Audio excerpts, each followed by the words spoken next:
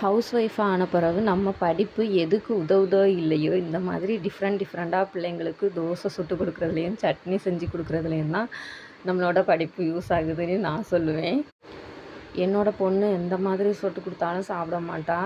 நான் அவளை சாப்பிட வைக்கிறதுக்கு ரொம்ப கஷ்டப்படுவேன். அதனால் இன்றைக்கி வித்தியாசமாக இந்த டெடி பியர் தோசை செஞ்சு கொடுக்கலான்னு சொல்லிட்டு ட்ரை பண்ணேன். ஓகே, ஓரளவு செமையாக வந்துச்சு.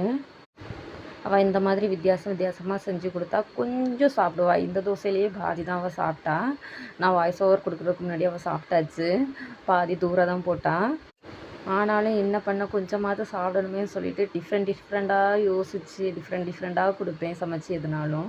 ஆனால் செய்கிறதுல பாதி தான் அவள் சாப்பிடுவா. இருந்தாலும் ஓகே, பாதியாவது சாப்பிட்றாளேங்கிற ஒரு சாட்டிஸ்ஃபேக்ஷனில் தான் அவளுக்கு கொடுக்குறது. இன்றைக்கி தோசையும் தேங்காய் சட்னியும் வச்சுருந்தேன். இன்றைக்கி வத்தல் போட்டு வச்சுருந்தேன். கார சட்னி மாதிரி சூப்பராக இருந்துச்சு. அவளுக்கு நான் வித்தியாசமாக கொடுக்கணும்னு சொல்லிட்டு தோசை கூடால ஒரு ஸ்பூன் ஹனி விட்டு கொடுப்பேன். ஹனி விட்டு கொடுத்தாலாவது கொஞ்சம் இனிப்பில் சாப்பிடுவான்னு சொல்லிட்டு ஹனி எடுத்துக்கிட்டேன். அதுக்கப்புறமா சட்னி விட்டு கொடுப்பேன். சட்னி கொஞ்சமாக சாப்பிடுவா, நான் ரொம்பலாம் எடுத்துக்க மாட்டாள். அவள் கொஞ்சமாக சாப்பிட்டாலே போதும்னு சொல்லிட்டு கொடுப்பேன். அவ்வளோதான் மார்னிங் டிஃபன். எப்படி கொடுத்தாலும் சாப்பிட மாட்டா. நம்ம பிச்சு வாய்க்குள்ளே பாப்பா பாட்டு வச்சு வாய்க்குள்ளே குத்தியா முக்கினா தான் அது சாப்பிடும். இருந்தாலும் கொஞ்சம் தான் சாப்பிடுவான். சாப்பிட்ற வரைக்கும் போதும்னு சொல்லிட்டு விட்டாச்சு.